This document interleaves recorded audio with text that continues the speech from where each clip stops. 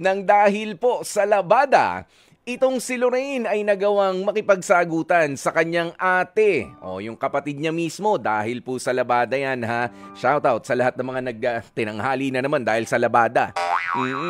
O ang ending, eto na. Pinalaya sila ni ate kasama ang kanyang live-in partner na si Jay. Okay? Grabe. So si Lorraine at si Jay pinalayas dahil sa nakipagsagutan si Lorraine kay ate niya. Imbis na ipagtanggol daw nitong si Jay ang kanyang kinakasama, ay hindi raw nito ginawa. At ayon sa kay Jay naman, ayaw niya kasi manghimasok doon sa away ng magkapatid. Lalo't nakikitira lang sila sa bahay ng kapatid ng kanyang live-in partner.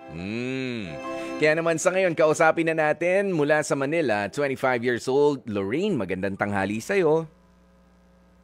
Magandang tanghali ho. Ang ganda ng boses ni Lorraine. Parang yung boses mo naman, parang di naman makikipag-away. Ha? Wala ho. Napagod na ho ako makipag-away. Napagod? Gusto ko na lang po So na lang po mag-happy-happy. Ayan, oo, pero parang kung ito, narinig ko boses mo, hindi ka naman yung tipong butangera eh. 'Di ba kasi minsan sa boses pala ng tao ay magaling makipag-away to. Mahirap galitin to, talo tayo sa sigawan dito. Ano ba nangyari, Lorraine? Bakit kayo nag-away ni ate sa mga labahin? Ayun ho, yung kapatid ko ho kasi, intrimitida po talaga yung ate ko na yun. Lahat na lang o ata ng ginagawa ko ay may nasasabi po siya. Pati nga siguro pati tubig o baka hindi na yun dahil sa tubig eh. Baka dahil sa hinihinga ko na talaga. Nagagalit siya. Ngayon nagtalo ho kami dyan dahil lang sa paglalaba. Dahil lang ho sa paglalaba, napakaliit ho na bagay. Pero hindi naman ho ito yung unang pagkakataon na nag-away ho kami. Lagi po kami nag-aaway sa mga maliliit na bagay kahit yung kutsara ho. Nag-aaway ho kami doon. Ano pag-aaway niyo sa kutsara? Hindi kapag nahugasan? Kapag kulay. Anong mas maganda, di ba may mga iba-ibang kutsara. Kung ano mas maganda, gusto niya yung kanya. Gold. Mga ganun, may mga gold ngayon no? Mga mumurahin. Opo. Yun ang problema namin ng kapatid ko. Ang akin lang ho, medyo mabigat ho kasi kaya ko pa pong tanggapin yung ganon. Yung mga pag-aaway namin ng kapatid ko. Ang kaso problema, nga lang ho, ang masakit nga ho, akala ko ho may kakampi ako kasi may partner nga ho ako, living partner po. Kaso po, yung nararamdaman ko na nawala ho akong kakampi. Ang dami hong tumatakbo sa utak ko na may living partner ho pa ako. Kasama po ba ako sa laban ko? Kasi kaya ko pang tanggapin na pagsalitaan ako ng iba. Yung kapatid ko, murahin niya ako, pisikalan niya ako. Tanggap ko pa ho. Pero yung makita mo yung partner mo na akala mo kasangga mo, kakampi mo na nandyan lang nakatayo. Na kahit isang tama na, o kahit huwag mong pagsalitaan ng ganyan yung kapatid mo. Wala talaga. Nakatayo lang siya para siyang statwa. Parang tuod. Tuod. Kaya ho masakit sa akin. Kasi matagal na ho kami nung partner ko. Gano'n na kayo katagal nitong si Jay? 7 years na ho kami. Okay, 7 years na kayo. Sandali, balik lang tayo doon sa sitwasyon ninyo nung ate mo ha. Doon muna tayo. Balik tayo doon. Okay. Dati na ba kayo na medyo competitive bilang siblings, bilang magkapatid nitong si ate? Ha, Lorraine? Lagi ho. Kahit nung mga bata pa kayo? Lagi ho, kahit po sa pag-aaral namin noon. Gusto ko ho kasi nung kapatid ko, siya ang nakikita ng magulang namin. Okay, ilan ba kayo magkapatid? Dalawa lang ho kami. Ako ho ang bunso, siya po ang panganay. Dalawa kayo. Pagkatapos nag-aaway pa kayo. Nalaman na ba ng mga magulang ninyo itong nangyaring to? Alam ho nila lahat ng pag-aaway namin yan dahil itong ate ko, ang galing mag-report. Nauuna siya. Naghahanap kaming reporter dito, ha? Baka pwede. Pero ho, itong magulang ho namin, masama rin ho ang aking loob. Kasi Yun nga ho, kahit alam na nila ang nangyari ginawa ng kapatid ko, wala po silang ginagawa, wala po silang pakialam. Okay. Sige. O, sige, puntahan naman natin dahil nga na-establish na natin na dati pa talaga, wala pa sa eksena yung boyfriend mo, itong ate mo ay talagang highly competitive. Oo, as a sibling, bilang kapatid sa atensyon ng inyong mga magulang. Nga lang, nag-carry over hanggang ngayon ng mga adults na kayo. May trabaho ka naman ba, Lorraine? At si ate meron din? Ako ho ay online selling lang ho ang aking trabaho ngayon. Pero may pinagkakakitaan. Stable naman. Opo. Okay. Okay naman po. Oo. Tapos si ate, meron din. Meron din po. Sila ang mas nakakaangat-angat po sa actually.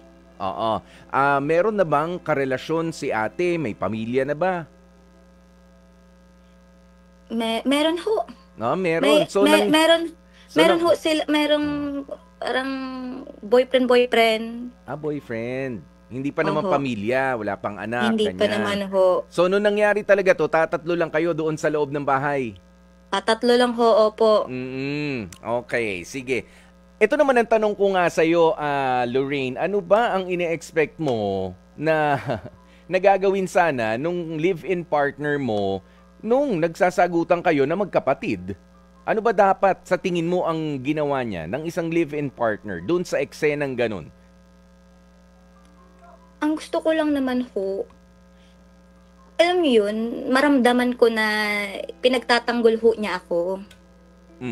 Kahit hindi niya ho awayin yung kapatid ko, maramdaman ko lang po na may kasama ako sa laban. Hindi ho yung nakatayo po siya doon.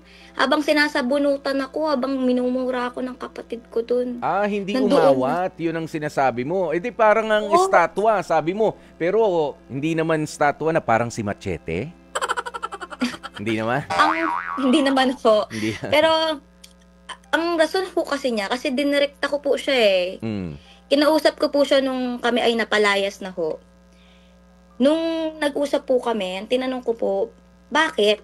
Ba't hindi mo man lang maipakita sa kanila na pinagtatanggol mo ako? Na kahit sa simpleng salita lang na hindi ka makasakit, pero maa-uplift mo ako. Ang sabi niya ho sa akin ay ayaw niya ho makigulo sa amin ng away, sa away ng kapatid ko. Dahil labas na daw ho siya doon. Ang akin naman ho, hindi dahil sa nag-aaway kami. Hindi dahil sa mas mapapalala yung gulo. Ang akin lang, yung simpleng, tama na yan, awatin. Awat. Yun nga awatin na lang eh. Pero hindi talaga, wala siyang pakialam. So, kung masaktan ako doon, mabasag-basag na yung mukha ko doon, wala pa rin. So, ayun kasi ang dating sa amin na parang, sige mag-away lang kayo dyan. Sa akin kanina nung binabasa ko, sa tingin ko kasi parang tama lang kung nagsasagutan lang naman kayong magkapatid, di ba? Pero meron na palang sabunutan na nangyari o may nasasaktan na pala, dapat naman kahit papaano, pagkaaawat ka, kahit naman tatatlo-tatlo kayo doon, sana nga, yun ang ginawa naman nitong si Jay. Yun yung nakikita ko. Pero, ito naman Lorraine, alam mo, sinusubukan naming tawagan nga itong si Jay para naman makuha rin ng mas malinaw yung side niya. Pero kahit papaano, meron na akong anong tawag mo rito, hula kung bakit nga hindi nakialam itong si Jay. Unang-una, Lorraine, nakikituloy kayo doon sa kapatid mo. Bahay ba talaga nung kapatid mo yun? Oho, yun. Yun nga bahay yun nung kapatid mo. Nanunuluyan kayo. Syempre, nung nag-umpisa yan, nakiusap ka, tama? Oho. Na pwede bang makituloy kami rito? Meron kayong mga responsibilidad ni Jay doon sa bahay na yon. Saan kayo tumutulong? Sa kuryente, sa tubig, sa mga gamit, sa mga maintenance doon, di ba? Hindi po kami tumutulong, pero hindi. Kami po ang gumagawa ng gawaing bahay ho. Gumagawa ng gawaing bahay. So, wala kayong share sa kuryente. Sabi mo, nag-online selling ka. Of course, kailangan mo ng kuryente dyan, tama? Si Jay ay merong hanap buhay sa labas naman ng bahay. Oho, construction worker ho. Pero sa pagkain ho, sa budget po, kami Hmm. po ay nagbibigay Oh, naman. nagbibigay naman. Pero ang bottom line kasi dito, ano yan no? Hindi ko hindi sa kinokontra kita, Lorena, no, ng husto. Pero gusto lang kitang ma-educate. At yung iba pa mga nakikinig nga po sa atin dito, nanunuluyan tayo eh. Oh, meron tayong mga responsibilidad at meron tayong mga karapatan na hindi natin basta pwedeng i-exercise dahil nga sa ikaw ay hindi naman talaga sa'yo yung lugar. If you come to think of it, Lorraine, sa mga kapag ka nangupahan ka ng bahay, may kontrata yan. Nasubukan mo na ba na mangupahan ng bahay? O ng apartment?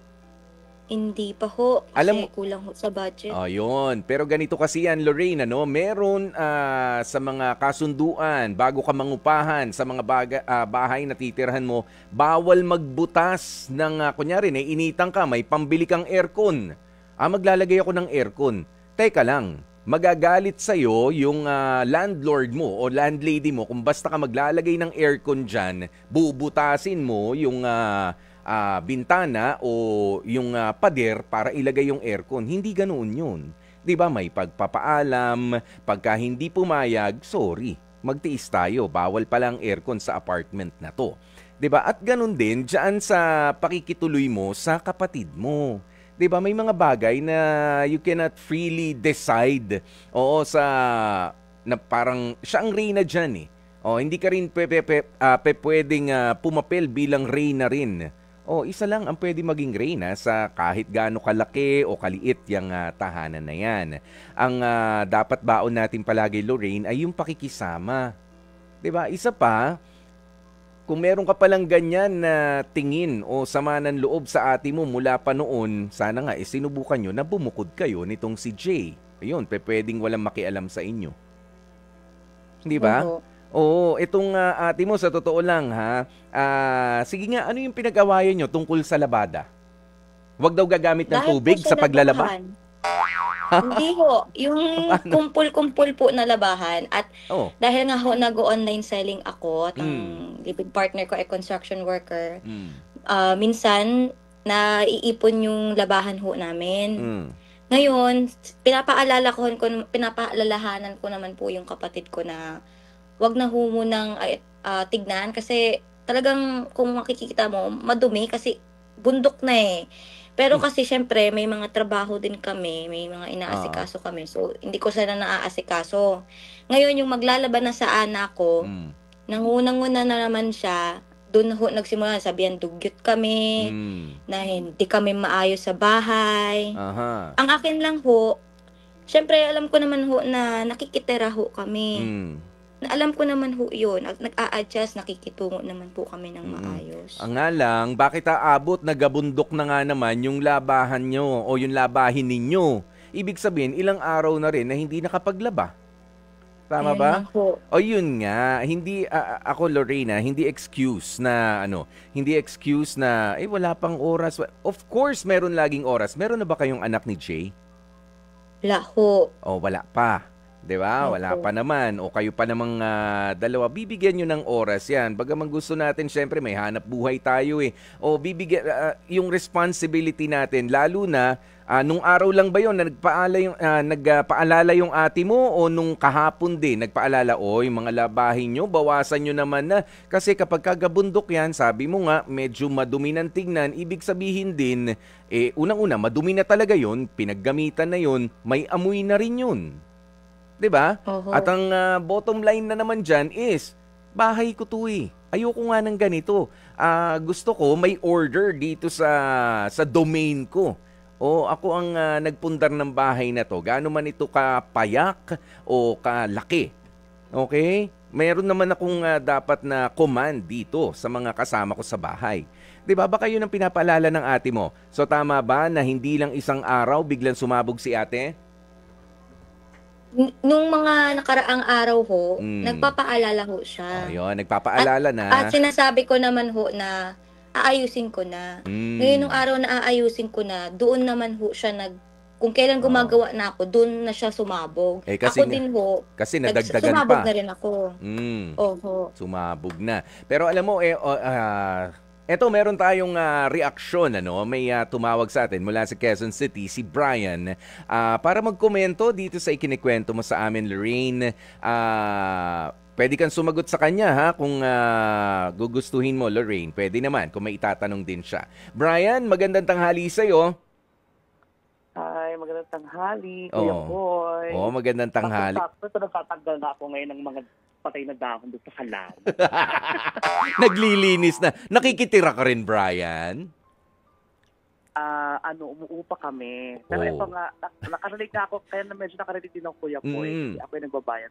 Ako naman yung nagbabayad ng upa doon sa bahay. Yes. Pero, ang daming gamit. Pero hindi sa akin yung gamit. Ayun! Naku! Kanino yan? Sa kapatid? Oo. Baka doon sa anak niya. Di ba nga? Yun yung sinasabi. Sa papaanong paraan ba dapat nakipag-usap itong si Lorraine? Kasi nga parang nagulat din ako, no? Doon sa sinabi niya na nakikitira kami, sinagot-sagot ko, si ate. Pwede naman talaga na mag-usap ng ganun ang magkapatid. Ano nga lang, may ina-expect daw siya doon sa kanyang partner. 'Di ba?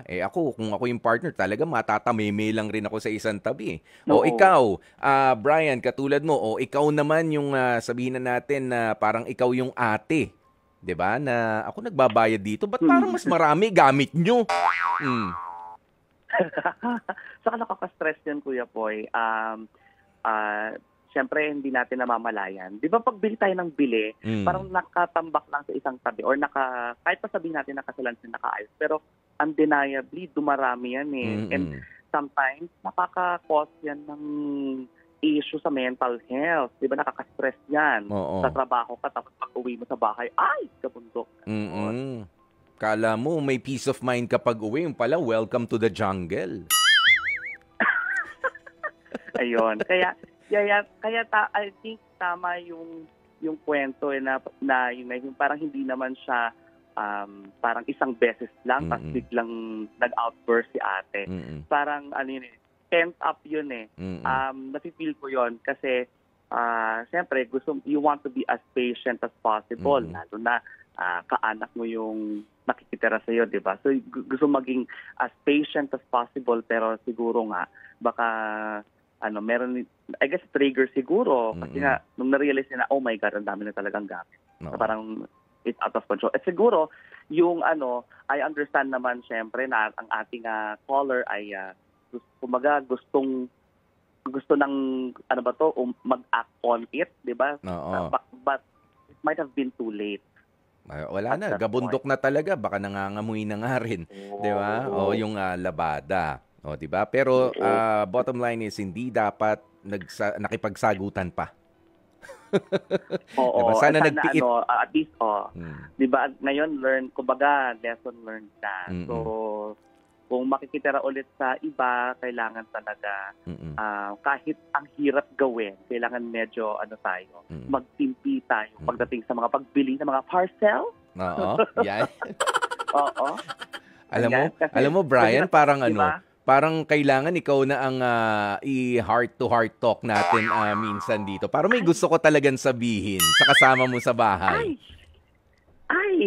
Pwede na ba? Baka maging, baka abutin tayo, baka ma-overtime tayo. Brian, maraming salamat sa'yo, ha? Kita mo, nakarelate si Brian. Oo, ingat kayo dyan. At didiligan ko na sa mga halaman. Halaman lang ang diligan, ha? Hindi yung mga nakakalat na gamit ni kapatid mo dyan, ha? Baka madiligan din. Pasimple, ha? Brian. Ayan, sige. Balikan natin si Lorraine. Lorraine, narinig mo yon? Ayan, 'di ba? Talaga medyo nakakasama rin ang loob. May build up nga naman kasi. Hindi pwede na napagtripan lang, nakursunadahan ni ate na basta kapagalitan, awayin. Ayan, pero ano sa tingin mo? Alam mo, ang problemang sa tingin ko meron ka ay hindi talaga tungkol kay Jay. Kasi para sa akin, sa opinion ko, tama lang ang ginawa ni Jay. Malinaw sa kanya, sa live-in partner mo na nakikituloy kayo. 'Di ba? Na kahit papaano, hindi nga kahit papaano, malaking bagay yung di kayo nag-share sa kuryente, sa tubig, sa mga major na mga babayarin. 'Di ba? Nakiki-wifi ka sa ate mo, tama ba? Tama ho. O sagot niya lahat yun eh. Bagaman nakakaangat-angat sila sa buhay, hindi natin pwedeng isumbat sa kanila yun. 'Di ba? Meron sila mga desisyon noon na ginawa para ano no, para makarating sa kung nasaan sila. Huwag nating isisi sa kanila yung swerte o yung malas nila. O, 'di ba? Kaya Lorraine, kung ikaw ay makikisilong, talagang dapat may baon ka na extra pakikisama kay kapatid mo yan, kaibigan o hindi kakilala, mangungupahan ka. Kasi kung hindi, sasagot-sagutin mo yung mga sisita sa'yo na alam mo naman, in fact, na may punto rin naman talaga silang malinaw, hindi ka magtatagal sa isang lugar. Gano'n na ba kayo katagal na nakikipanuluyan kay ate mo, Lorraine? Magdadalawang taon na ho. Kita mo, sa 2 taon na yon dapat nakaipon ka na rin, 'di ba? Kahit papaano nagpaplano-plano na kayong mangupahan. So papaano ngayon? Nasaan kayo ni Jay? Na, kasalukuyan ho, nandito kami sa pinsan ni Jay. Buti na lang ho at pinatuloy muna po kami pansamantala. Pero nagtitingin na rin ho ng matitirahan po na bukod po kami. Yan. Alam mo minsan yung mga pangyayaring katulad nito ay lalong imumulat ka, ihaharap ka doon sa katotohanan at alam mo Lorraine, mark my word, ma-appreciate mo ang ginagawa ng ate mo. Mamimiss mo 'yon kapag ka ikaw na lahat ang gagastos, sa bago ninyong titigilan ni Jay. Mamimiss mo si ate. Ano sa tingin mo? Nakikinikinita mo na ba o talaga medyo inis ka pa sa kanya? Nararamdaman ko naman ho na siguro talagang may pagkakamali rin ako. Talagang mahal naman ako nung ate ko. Sadyang matigas lang din ang ulo ko. Pero ang akin lang ho, kuya, sana wag naman niya akong maliitin din. Ayoko lang din na pinamumuka sa akin na parang napaka-worst kong tao eh. Kung siyempre ho kuya, kapatid ko ho siya. Ituring niya ho ako na kahit hindi na ho kapatid, kahit ituring niya na lang ako bilang tao. Yun lang naman ho ang gusto ko. Sandali Lorraine ito lang papaalala ko sa iyo. Binigyan ka ng pagkakataon for 2 years ng ate mo na makisilong sa kanya, makipanirahan kasama siya. Hindi pa ba pagtingin yun at pagkilala sa iyo bilang tao at tinanggap pa yung ka-live-in mo sa bahay niya? Hindi pa ba sapat yun bilang pagturing sa iyo na kapatid? Hindi ba? Siyempre ho, tinatanaw ko ho yan ng utang na loob. Oo. Talagang buong puso po ako na nagpapasalamat po dun sa pagtanggap sa amin. Yeah. Sadyang hindi lang po ganun kaganda yung na-build namin doon sa loob ng bahay mismo. Dahil marami ho kaming nagiging issue. Pero salamat na lang din at nangyari yun, kahit na masakit, kahit na mahirap. At least ngayon, matututunan na rin namin ni Jay na tumayo sa aming mga paa. Pero syempre, inaasahan ko naman sa mga susunod na panahon ay magpakumbaba ka at magbigay galang pa rin at pasasalamat kay ate. Okay, sa mga naitulong niya, mahabang panahon yun, marami ring kwarta na hindi nyo na nakita at iniabot sa inyo. Pero yung kuryente nyo, yung ginhawa, yung tubig ninyo, libre yun for 2 years, di ba? Kulang ang utang na loob doon. Yung pasasalamat na lang, di ba? At pag-appreciate. Pero sige, meron ka bang mensahe na lang para kay ate mo, Lorraine? Ito na ang pagkakataon mo. Go ahead. Ate, kung naririnig mo man to, pasensya na talaga. Alam ko namang may pagkukulang din ako bilang kapatid. May mga hindi ako napo-provide. Hindi ko nabibigay yung pangangailangan mo din nung time na kailangan mo ako. Madami akong pagkukulang bilang isang kapatid, pero nandiyan ka pa rin na tumutulong sa akin, kaya maraming salamat. Kasi hindi mo kami pinabayaan nung time na kailangan ka namin 2 years ago. Kaya ayun, pasensya na sa lahat ng mga nagawa ko, sa mga hindi ko na itulong sa'yo, pasakit ako sa ulo, kami ni Jay.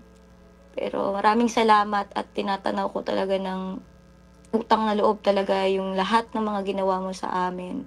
At sana palang araw, pag kailangan mo kami, kahit ano man yung nangyari sa atin in the past, nandito pa rin ako kapag kailangan mo. Handa pa rin kaming tumulong, handa kaming pumunta diyan para tulungan ka. Ayun ho, maraming salamat. Pasensya ho. Maraming salamat din sa iyo, Lorraine, sa lakas ng loob at sa kababaang loob na ipinapakita mo nga sa amin. Pero sana anuman na maging desisyon mo, sabihin mo, humarap ka muna kay ate. Mangungupahan kayo, sabihin kay ate. O nahihirapan na kayo, sabihin kay ate. Hindi natin alam, baka doon mangyari ang mga magaganda pang bagay.